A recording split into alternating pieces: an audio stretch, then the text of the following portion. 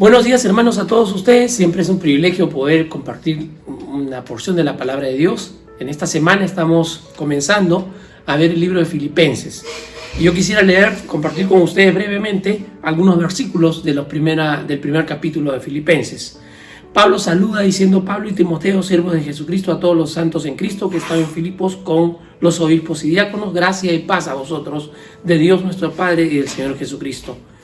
Y dice: doy gracias a mi Dios siempre que me acuerdo de vosotros, siempre en todas mis oraciones rogando con gozo por todos vosotros. Esta semana, cuando el pastor compartía el mensaje del domingo, él comenzaba expresando cómo extrañaba a la congregación.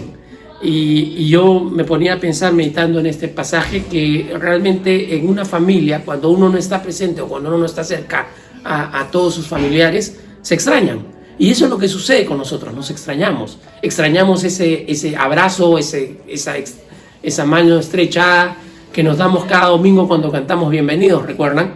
Y extrañamos a los hermanos. Pero aquí el apóstol Pablo nos hace reflexionar que cada vez que nos acordamos de nuestros hermanos con amor, con cariño, con entrañable amor, como dice más adelante en la carta de Filipenses, lo que debemos hacer es llevarlos en oración. Orar por ellos, orar por sus necesidades, orar acaso por su salud, orar por sus familias, orar por ellos, por sus intereses. Doy gracias a mi Dios siempre que me acuerdo de vosotros. Realmente doy gracias a Dios siempre que me acuerdo de cada uno de ustedes, hermanos. Aún estando en este tiempo de confinamiento, de cuarentena, de estar en nuestras casas, podemos acordarnos de los hermanos, podemos acordarnos de las familias, podemos acordarnos quizás primero de los más cercanos. Pero pasan los días y nos comenzamos a acordar de aquellos a los que solo vemos los domingos. Pues en el corazón elevemos una oración por cada uno de ellos, por cada uno de los que nos acordamos. Oremos unos por otros. En eso vamos a mantener la comunión, como dice Pablo, diciendo siempre en todas mis oraciones, rogando con gozo por todos vosotros, por vuestra comunión en el Evangelio, desde el primer día hasta ahora. Agradezcamos por la fe de nuestros hermanos, agradezcamos por la obra que Dios está haciendo en ellos y oremos por cada uno de ellos y por su vida, por su salud, por su bienestar. Oremos por nuestros hermanos, orando unos por otros, vamos a estar intercediendo por toda la congregación. Así que, queridos hermanos, cada vez que nos acordemos de alguien, hagamos como Pablo, orando siempre poniéndolo siempre en todas nuestras oraciones, rogando con gozo por cada uno de ustedes y por cada uno de los demás. En segundo lugar, Pablo dice: estando persuadido de esto, que el que comenzó en vosotros la buena obra, la perfeccionará hasta el día de Jesucristo. Y este es un segundo punto que quisiera reflexionar en esta mañana. Son días de incertidumbre, son días desconocidos, son días que nos producen incertidumbre, son días que nos producen cierta angustia por no saber qué pasará más adelante. Es común en estos días ver a gente con el rostro decaído. Cuando el presidente sale y dice que se tiene que ampliar la cuarentena, comenzamos a ponernos nerviosos porque no sabemos qué pasará más adelante con nuestros trabajos, con nuestra labor, con nuestro sostenimiento. Ya de hecho hay muchas personas que están en nuestra congregación complicadas con su situación económica, ya que cada día salían a trabajar para poder obtener el sustento. Pues bien,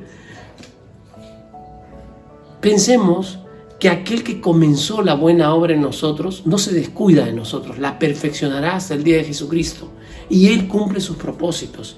Él está al control de todo.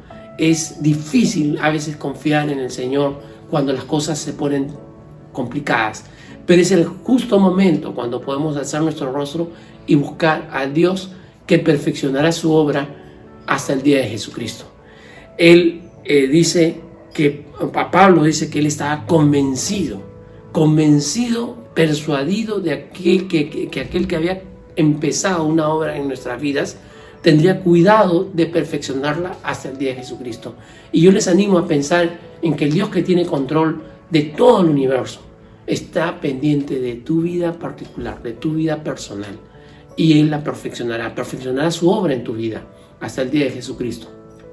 Yo les quiero animar con estas palabras porque siempre los propósitos de Dios se cumplen, o siempre en medio de las circunstancias difíciles se cumplen los propósitos de Dios. Dice el versículo 14 por último: y la mayoría de los hermanos, cobrando ánimo en el Señor con mis prisiones, se atreven mucho más a hablar la palabra sin temor. Fíjense que Pablo les animaba a los filipenses que estaban en libertad desde sus prisiones. Él estaba cumpliendo prisión en Roma. Estaba en una situación complicada, delicada. No podía ver sino a los que le visitaban contadamente. Él estaba solo en sus prisiones, pero él podía interceder por los hermanos cada vez que se acordaba y estaba gozoso al acordarse de ellos. En segundo lugar, les daba ánimo para confiar en que Dios iba a cumplir sus propósitos hasta el día de Jesucristo, perfeccionando la obra en sus vidas. Y en tercer lugar, resaltaba que aún estando él en prisiones, el propósito de Dios se cumplía, porque los hermanos cobraban ánimo de esas circunstancias de Pablo y predicaban el Evangelio. Algunos dicen por razones equivocadas, pero otros con verdad. A la verdad predican a Cristo, algunos no sinceramente, pensando añadir aflicción a sus prisiones, pero otros por amor, sabiendo que Pablo estaba puesto para defensa del Evangelio. En fin, de una u otra forma, dice que pues, que no obstante, de todas maneras, o por pretexto o por verdad, Cristo que resucitó es anunciado. Y en esto me gozo y me gozaré aún más, decía Pablo.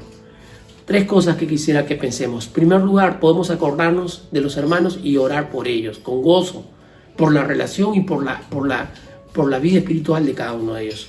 Y segundo lugar, que Dios está al cuidado de perfeccionar la obra que comenzó en cada uno de nosotros hasta terminarla.